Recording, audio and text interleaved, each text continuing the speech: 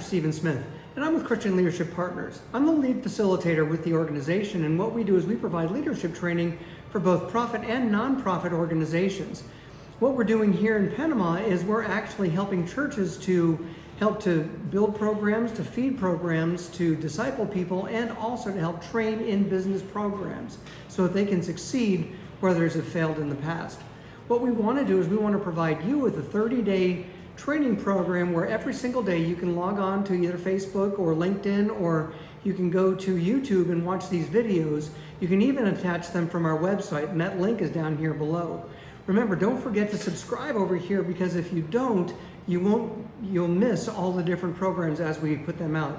So remember, let's catch a hold of each other every single day, and we'll actually become better leaders in the process.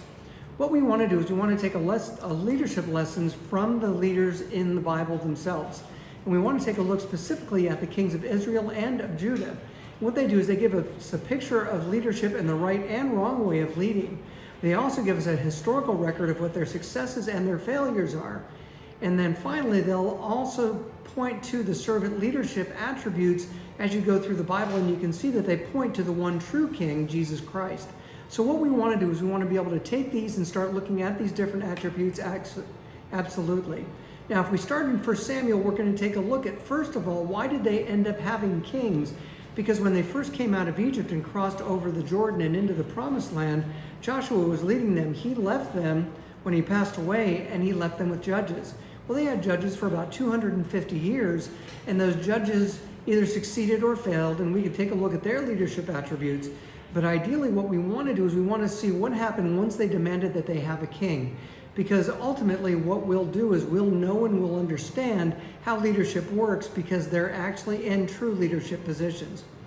So let's take a look at the kings of Israel. 1 Samuel 8:5 says this, "Look, they told him, 'You are now old and your sons are not like you.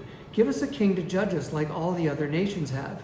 What's happening here is that Israel is actually petitioning Samuel, saying, "Hey, your sons are worthless, and we want actual leaders. We want to be like all the other kings out there." And God has a really unique response to this. In the next verse, for Samuel 8:7, we read this. He tells Samuel, "Do everything they say to you." The Lord replied, "For they are rejecting me, not you. They don't want me to be their king any longer."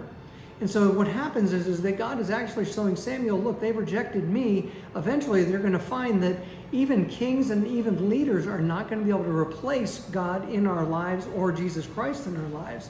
And eventually, we'll see that every single one of these kings will actually have problems or issues. Hopefully, they're things that we can build on and become more successful because of that. In 1 Samuel 8:20, we read that we want to be like the other nations around us. Our king will judge us and lead us into battle. That was ultimately what they wanted from their leaders. What do your people want from you? If you feel that you're actually leading people, or that you're in a position where you can actually influence others to be able to accomplish that task that's set before them, then what we want to do is we want to make sure that we equip you with these different things. So these people, first of all, they want to have a leader. So we know that leadership is important to them, and we also have to understand that the people that are underneath you, whether you have one person or 50 people or 100 people, they actually are desiring leadership. Now the problem is that a lot of people end up mixing management and leadership, and they start putting their personalities into place, and they start failing. And that's what we see with a lot of these kings. And in fact, we saw that with Saul. Let's take a look and see what we can actually learn from that. Now, Isaiah 9:6 actually gives us the picture of what the perfect king is actually going to be. And it tells us, "For a child is born to us, a son is given to us. The government will rest on his shoulders, and he will be called Wonderful Counselor, Mighty God, Everlasting Father, and Prince of Peace." We can see in that job description that it's not only Jesus Christ as the Son, but we also see that he'll also be called Wonderful Counselor. That's a reference to the Holy Spirit. We also see Mighty God and Everlasting Father. So the entire Trinity is here in this verse, and we can see that that's the ultimate leadership that we want to not only model, but we also want to achieve as well. Remember, I don't care who you are as far as your leadership goes. You could be the very top of your organization. You still have to report to God. Your responsibility is to make sure that you're doing what you're supposed to be doing here on this earth so that he can receive the glory. And that's ultimately what we want to do, isn't it? So 1 Samuel 9:2 gives us a picture of Saul. It says his son Saul was the most handsome man in Israel, head and shoulders taller than anyone else in the land. The thing that we have to understand here is that Saul is actually the king that Samuel thought the people would actually like. He was taller than everyone else. He was more handsome than anyone else. He had a really good personality. People really got to know him. They really liked him. He was humble. He tried to hide instead of being anointed to be king. This seemed like he had all the perfect attributes for them. But these are physical attributes, and we find that because he relied on his physical attributes, then he didn't really follow his spiritual attributes that he probably should have. We also see this as a picture, and we need to understand this, that Saul was actually about 8 feet tall. People don't recognize this and they don't see that, but if Saul was a full head above all the rest of the Israelites, that means that even the tallest Israelite at 6 feet would have put him at 7.5 feet or 8 feet tall. And the reason why that's important is because he was perfectly equipped to take on Goliath. And yet we know that he didn't do that. He cowered and he sent a small little shepherd boy in instead. And that was one of his failures. He didn't take inventory of the assets that he had. His good looks and his strong will would have accomplished the task at hand. So what we want to do is we want to take a look at 1 Samuel 10:1, and it says, "Then Samuel took a flask of oil and poured it over Saul's head. He kissed Saul and said, 'I am doing this because the Lord has appointed you to be ruler over Israel, his special possession.'" So he told him a couple of different things here. First of all is that he was anointed by God. He was specifically put in place for a very specific reason. And you as a leader are in position for a very specific reason. You may not have a job description, and if you don't, I really encourage you to get one. And you're also there to make sure that the people that are underneath you actually accomplish the job that's there.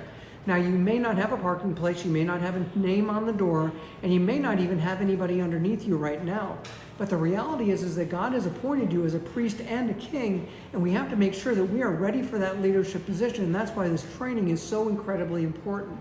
The other thing that we have to notice is that not only was he anointed, but he was also appointed to be this ruler over Israel. So he had this job description, and Samuel gave it to him, and he knew that he could go higher and go through Samuel, but he also had access to God. Because after this point, we know that once his anointing came through, it says that the Spirit of the Lord fell upon him, and even Saul prophesied. So this is really important for us to understand that even though we're appointed and anointed, it means that we're there to do a specific job and something very, very special. The other part of this is that if you're a leader, you have to understand that the people underneath you are extraordinarily valuable. They're not only valuable to God, but they're also valuable to your organization. If you see that they're valuable, then you're not going to misuse them, you're not going to abuse them, you're not going to take them out and do stupid things with them. So let's take a look at the leadership of King Saul. We can go through all of 1 Samuel and read a lot about what Saul did. We can see his triumphs and we can also see his failures. So what we want to do is we want to take a look at Saul's strengths, and hopefully these are strengths that align with yours. He was a natural leader. He was taller than all the other Israelites. He had the potential to take the throne forever, which is what Samuel told him when he eventually failed. Now his failure was that his leadership went to his head and God's anointed, so he focused on just himself. He didn't focus on the task at hand.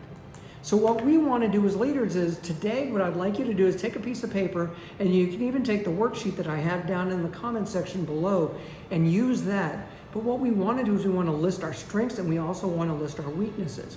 If we can do that, then what we'll do is we'll take this, and if you're bold enough, give it to your subordinates and ask them the same questions. They're going to be honest with you, and believe me, they already know what those are. And they're going to give you a different picture of where you're at as a leader. Now, I really do encourage you to take these videos and pass them on to others. Make sure that as many people can get a hold of this free video so that they too can become better leaders as they lead their lives. Now, I also want to encourage you, because we are a nonprofit organization, we do rely on the donations of people and the help from people there. Take a look at our website and see what we're doing here in the country of Panama. Our organization helps to build feeding programs. It helps to feed the poor. It helps to disciple those who need to be discipled, and it also helps to train entrepreneurs by providing micro loans and helping them to get what they need. So why not take this and go out and be that leader that you know that you can be?